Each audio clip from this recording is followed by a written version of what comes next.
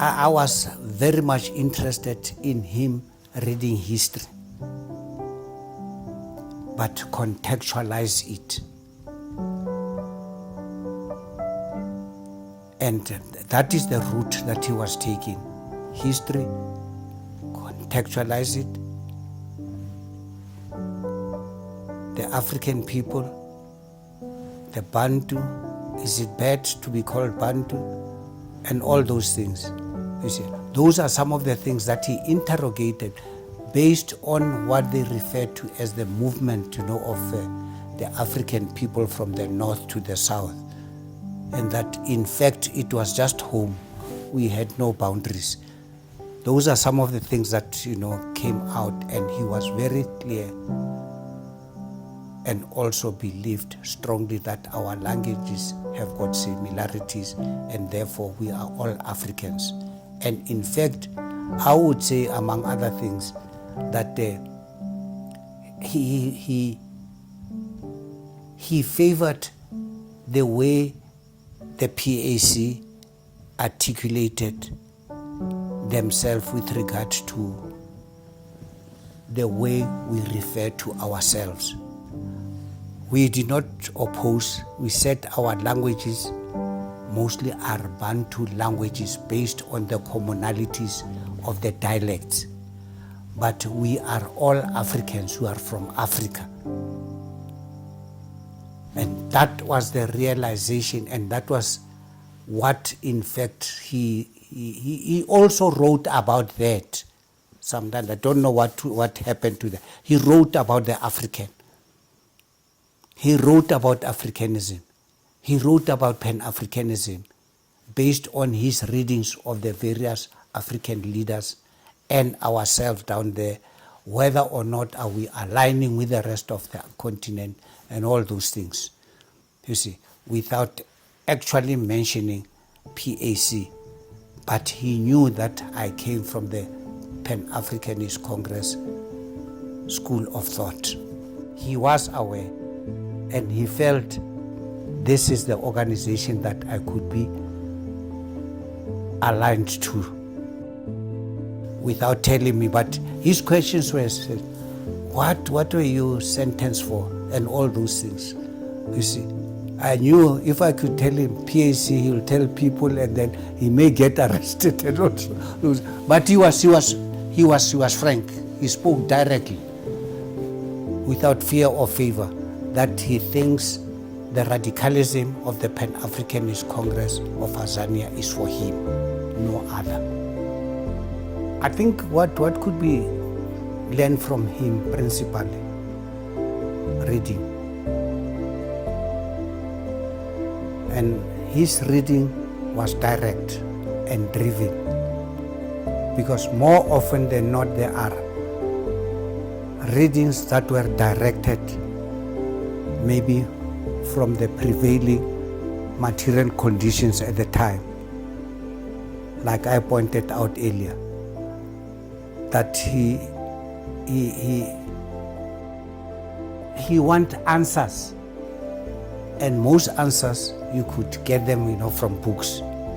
It could be history, it could be psychology, it could be anything. So basically that was himself. He was not stuck to a particular discipline of study. At the time now we were close together. But history, because we are politicians, and politics is more close to history, more close to understanding why certain things happened in a particular manner.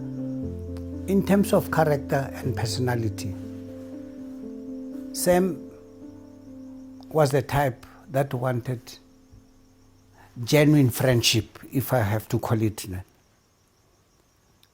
And he had more or lessly that we have to be, our friendship should drive us to a common cause. And that common cause to be able to either perfect it or to elevate it to levels that could do good to the people that type of ideology, if one has to put it, is. There we'll talk about Sam. He was an embodiment of all those things. At one stage, Horatio will tell, we wanted to tone him down because we were scared, that, for lack of words, scared that we could get into trouble. There was a time when I warned him, even myself, that I am not happy that he must walk alone from your home there, down there, and all those things. I said, no, he must stop that thing because they may assassinate him. You see? But he would, carefully say that, no, if they assassinate me, well and good, others will take from where I have left, if there is anything good that they believed I was doing. You see? But he traveled alone. He was friends to everybody.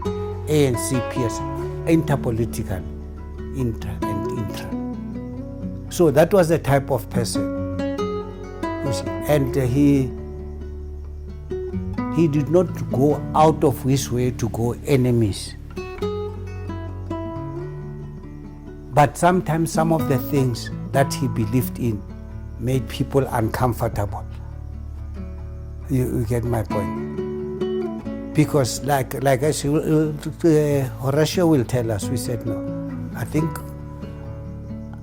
they said me, I must go and talk to him, that he must tone down. No, Bra Mike, yes, Nali, we believed in, that we must not exaggerate things. We've got to tell the truth as it is. If we are responsible for a thing, we must not say more than our involvement in a particular matter. He was it was that character. Principled. You see. That can also be confirmed by Horatio. Because that is what I told him, that I don't want us to exaggerate our achievements or our non-achievements. You see. So that is the relationship that I had. And he listened to me more often than not, because he took me as an older brother, as all those things and so on and so on. Even when I tell him that now, when it comes to some of these things, it does not go that way. Oh, but yeah, so that is the type. Yeah. So now basically that is the situation. Yeah. Was he proud of his kids? Very much so. Very much so. Right through. Or if there is an achievement, it is this achievement that I have with my kids currently. And now I can do whatever I want to do because they can run on their own.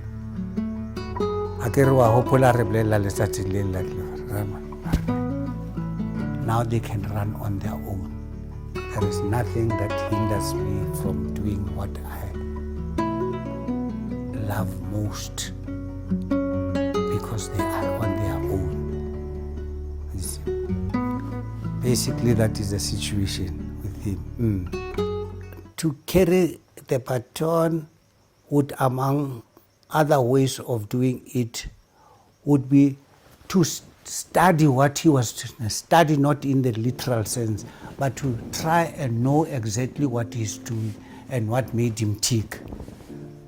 You see, try to identify where he's gone to, which organizations he went to, and his interests and so on and so on. Why? Not necessarily that you must hard and fast rules that now you must do and exactly what he was doing.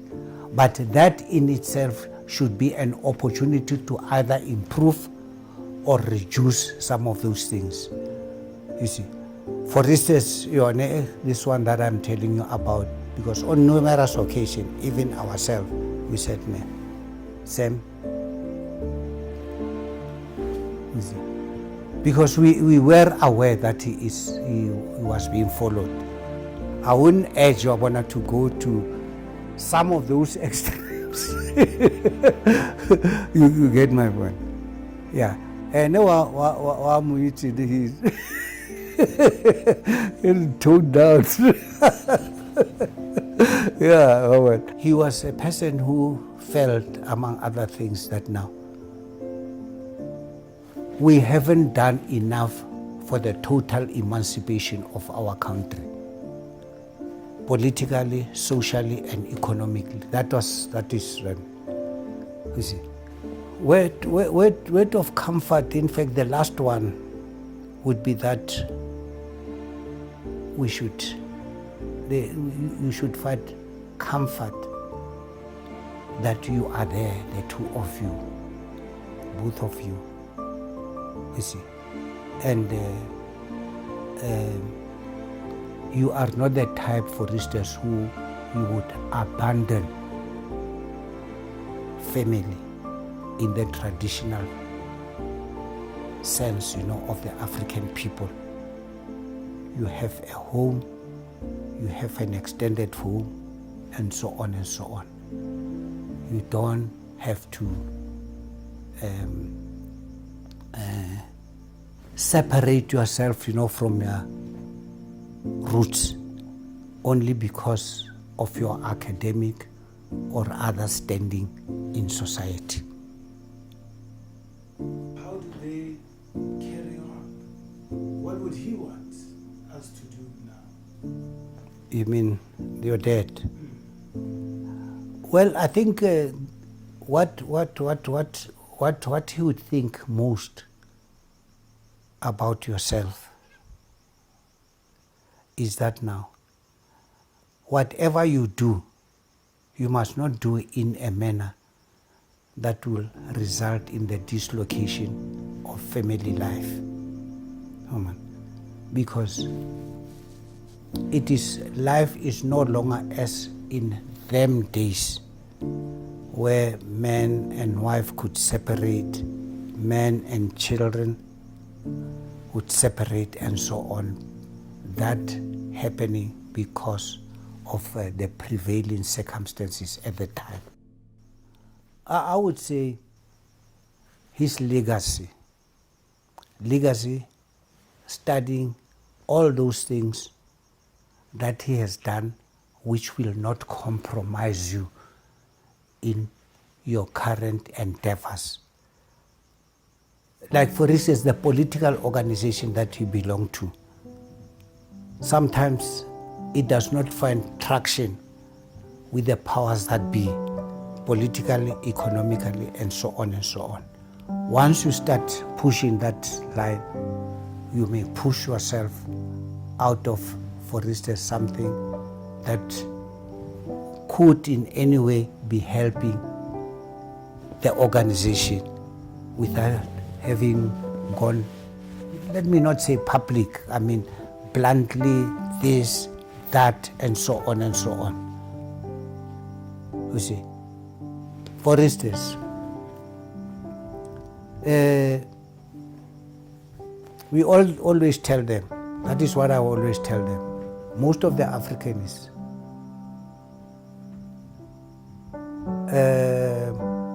let me use the word poor guardedly. I was pushing him to participate in heritage matters, government heritage matters. Because if you don't participate, they will do things and you will complain thereafter. For instance, something straightforward like the naming of streets, naming of buildings, all those things, and so on and so on. Because you are not there. They will start writing history about yourselves.